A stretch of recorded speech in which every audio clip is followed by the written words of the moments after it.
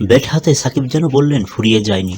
সাকিব আল হাসান জানতেন পারফরমেন্স করেই দিতে হবে সকল সমালোচনার জবাব। লম্বা ক্যারিয়ারে এর আগে অনেকবার এভাবেই দিয়েছিলেন সমালোচনার সকল জবাব, এবারও তার ব্যতিক্রম হয়নি।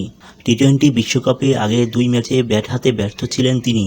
ম্যাচের গুরুত্বপূর্ণ সময়ে দৃষ্টিকটুভাবে আউট হয়ে সমালোচিত হন বেশি। টি-20 অলরাউন্ডারের র্যাঙ্কিংয়ে 1 নম্বর থেকে 5-এ নেমে যান। পারফর্ম করতে না পারলে তাকে অবসরে যাওয়ার পরামর্শ দেন ভারতের সাবেক ওপেনার বীরেন্দ্র সেহবাগ। নেদারল্যান্ডসের বিপক্ষে টস হেরে ব্যাট করতে নেমে দলীয় 23 রানে অধিনায়ক নাজমুল হাসান শান্ত ও লিটন দাসের উইকেট হারায় বাংলাদেশ। এরপর ক্রিজে এসে ব্যাটিংয়ে ধীরে সুস্থে ব্যাটিং শুরু করেন সাকিব। কিংস্টাউনে 10 বছর পর আন্তর্জাতিক ক্রিকেট, এমনকি ক্যারিবিয়ান প্রিমিয়ার লিগের ম্যাচেও হয়নি এখানে। এই উইকেটে শুরুতে ব্যাটিং করা কিছুটা কঠিন। প্রথম 8 বলে কোনো রান করতে পারেনি তানজিদ হাসান তামিম। পরে 26 বলে 35 করে আউট হন তিনি।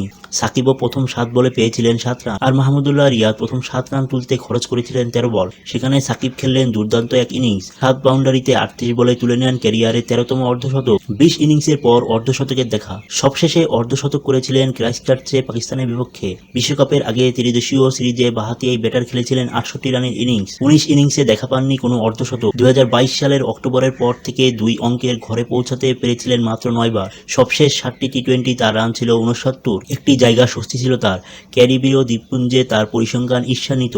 ডাচদের বিপক্ষে বিশ্বকাপের এই ম্যাচের আগে 7 ইনিংসে 213 রান করেছেন তিনি, গড় 35.50। কমপক্ষে 5 ম্যাচ খেলা ভেন্যুর মধ্যে সাকিবের স্ট্রাইক রেট ওয়েস্ট ইন্ডিজে সবচেয়ে বেশি। সেই ক্যারিবীয় দ্বীপেই ফিরে পেলেন নিজেকে। 46 বলে 64 রানে অপরাজিত ছিলেন তিনি, বাউন্ডারি হাঁকান 9টি। মজার বিষয় হচ্ছে 64 রানের ইনিংসে ছক্কা নেই একটিও, যা অনেকটা তার স্বভাব বিরুদ্ধ। টি-20 বিশ্বকাপের সুপার 8 খেলতে হলে নেদারল্যান্ডস ও নেপালের বিপক্ষে ম্যাচ দুটি টাইগারদের জন্য বেশ গুরুত্বপূর্ণ। ডাচদের বিপক্ষে জয় পেলে 17 বছর পর সুপার 8 খেলার সম্ভাবনা বেড়ে যাবে বাংলাদেশের। এজন্য সাকিবের ব্যাটের দিকে তাকিয়েছিল পুরো দেশ। সেটাই করলেন তিনি, যা তিনি করেছেন আগেও।